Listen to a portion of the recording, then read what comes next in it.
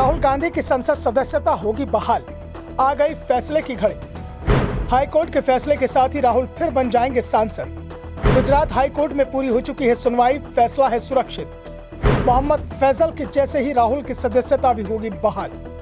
Rahul Gandhi America यात्रा पर निकल चुके हैं। जब वो अमेरिका से भारत लौटेंगे तो हाईकोर्ट मोदी सरनेम मानहानि के मामले में फैसला सुनाएगा।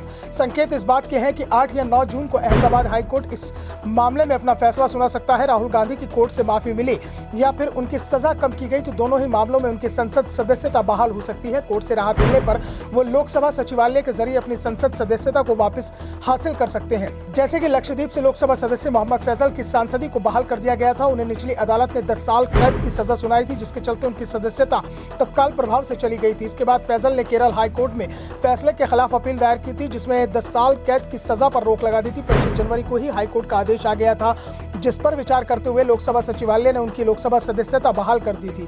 लक्षद्वीप लोकसभा सीट पर तो चुनाव आयोग ने उपचुनाव कराने की भी अधिसूचना जारी कर दी थी, लेकिन हाई कोर्ट के फैसले के बाद फैजल को राहत मिल गई और अब इसी फैसले ने कांग्रेस की उम्मीदें भी बढ़ा दी हैं। फैजल की सदस्यता बहाल होने के बाद राहुल गांधी के मामले में भी उनकी तुलना की जा रही है और शायद इसलिए चुनाव आयोग ने कर्नाटक विधानसभा चुनाव के साथ वायनाड सीट पर उपचुनाव का ऐलान नहीं किया था। इस बीच राहुल गांधी ने सूरत की निचली अदालत के फैसले को अहमदाबाद हाईकोर्ट में चुनौती दे दी थी, जहां मामले की सुनवाई पूरी हो चुकी है। हाईकोर्ट ने फैसला सुरक्षित रखा है।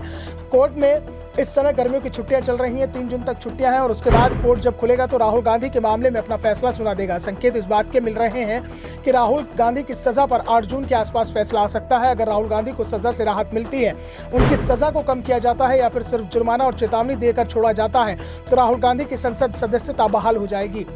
लेकिन अगर उन्हें हाईकोर्ट से राहत नहीं मिलती है और हाईकोर्ट निचली कोर्ट के फैसले को बरकरार रखता है तो फिर राहुल गांधी के पास सुप्रीम कोर्ट आने के अलावा कोई और विकल्प नहीं बचेगा। इस मामले में अभिषेक मनु सिंघवी, विवेक तन्खा जैसे वरिष्ठ वकील राहुल गांधी की पैरवी कर रहे हैं। वैसे दावा तो यहाँ तक किया जा रहा है कि राहुल गांधी की संसद सदस्यता पर कोर्ट का फैसला कुछ भी आए, लेकिन चुनाव आयोग शायद ही वायनाड सीट पर लोकसभा उपचुनाव कराने का ऐलान करे, क्योंकि राहुल गांधी को अगर हाईकोर्ट ने राहत नहीं दी तो वो सुप्रीम कोर्ट जाएंगे, ये तय माना जा रहा है। सुप्रीम कोर्ट जब तक कोई फैसला नहीं सुनाएगा तब तक चुनाव आयोग उपचुनाव को लेकर कोई फैसला नहीं करेगा और अगर सुप्रीम कोर्ट ने 2 महीने बाद यानी अगस्त में फैसला सुनाया तो फिर लोकसभा चुनाव में 6 महीने से कम का वक्त बचेगा और जिस सदन का कार्यकाल 6 महीने से कम का बचता है, चुनाव आयोग वहां चुनाव नहीं कराता है। लोकसभा चुनाव का ऐलान फरवरी के मध्य हो जाएगा। ऐसे में चुनाव आयोग अब शायद वायनाड लोकसभा सीट पर 2019 में राहुल गांधी ने जो चुनाव जीता था उसे रिक्त ही रखेगा।